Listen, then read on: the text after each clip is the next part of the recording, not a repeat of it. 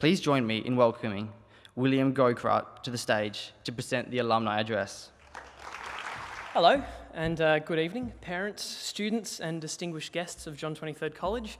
My name is William Groucutt, and it really is a wonderful privilege and a truly humbling experience to have been asked to present for the John 23rd Awards Night.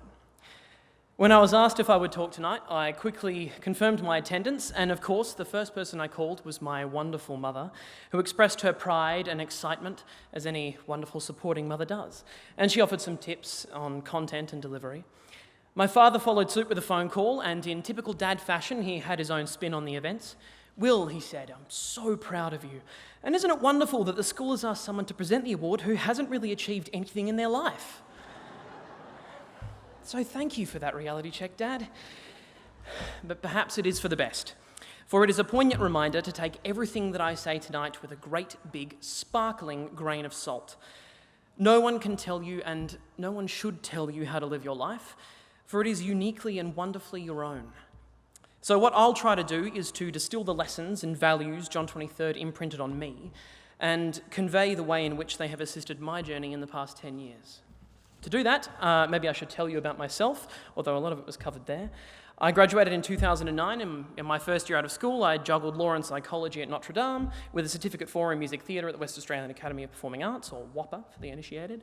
That was, of course, until I realised I was not personally interested in being a lawyer or a psychologist, and that the world of performance and drama was far more palatable. I met my mentor and great friend, Dr. Aaron Hales, and he convinced me to audition for the Bachelor of Music Theatre, a 3-year course which has about 800 applicants and about 20 positions. After 2 years of failed attempts, I finally made the grade and spent the next 3 years of my life spending 10 hours a day, 6 days a week, honing my skills at university. It was the best 3 years of my life, and it was by far the hardest. With lifelong friendships forged, I graduated in 2014, moved to Sydney alone and began my adult professional life. In 2015, I joined the cast of The Sound of Music and spent a year touring Australia, living the dream. Or so I was told. You see, I didn't actually love what I was doing. I felt like I was living someone else's dream, and I didn't know what to do. So I moved back home and began a medicine degree. Again, I felt that I was living someone else's life. So I moved back to Melbourne. Why? Well, I thought I'd give the old dream a go again, but instead of auditioning for television and stage, I started my own business in my lounge room, something I could have done back in Perth.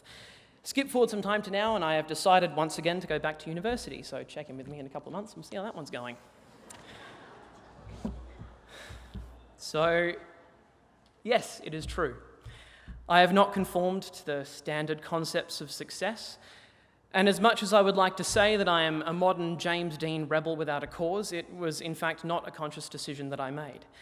With everything I've done, I've always been chasing that elusive goal, happiness and success. Or more accurately, happiness from success. I thought that one would force the other into existence, that by achieving something great in the eyes of others, I would finally be able to bask in the earned happiness of achievement. So when asked to convey how the skills, values, and opportunities provided to me by John 23rd College have enabled me to pursue my career, you may rightly ask, but Will, why would I take advice from a washed-up, semi-failed actor who's going back to university at 27 and hasn't found his purpose in life? To which I would say, yeah, fair enough.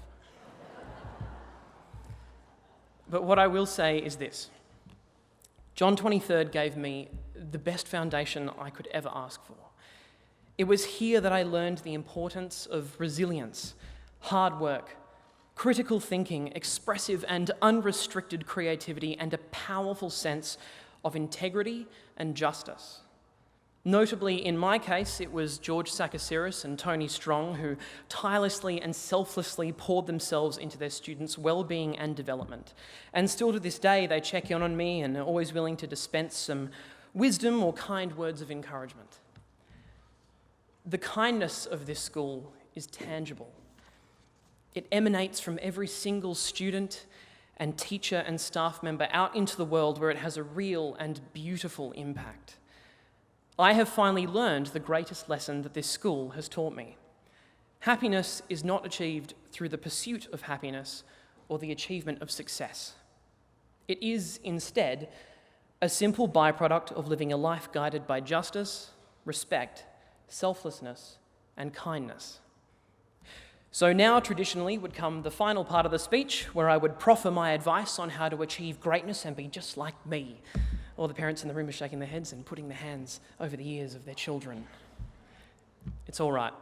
I'm not going to be so arrogant as to pretend that anyone may want to be like me or that I have anything more to offer than a simple story, one that stems from my time at university, and I learned from far greater minds than mine. You see, when you become an actor, the one class that you take for the rest of your life is breathing class. Traditional thinking would have you believe that in this class you are learning how to breathe effectively, but the reality couldn't be further from the truth. When we are born, we are able to scream and yell for hours on end without ever feeling hoarse. Our bodies are so perfectly free that we can express ourselves with clarity, be utterly vulnerable, and be absolutely unrestricted with our voice.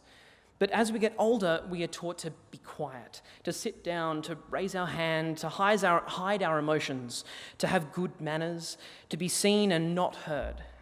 And this constricts us, confines us, causes us to wear armor, shields, plates on our chest that cover up our diaphragm, our lungs, and our heart.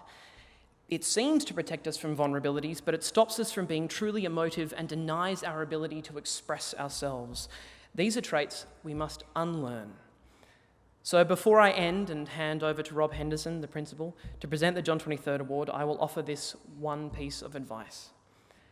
Whenever you feel stuck, unguided or unhappy, or driven, motivated and jubilant, just remember to breathe in the moment, to fully appreciate it for what it is, that every moment passes, and no matter where you are or what you are doing, everything is better when you breathe like a child. My heartfelt congratulations to the graduating year and to the awardees tonight. I really do wish you the best in all your future endeavours, whatever they may be. Thank you so much for having me.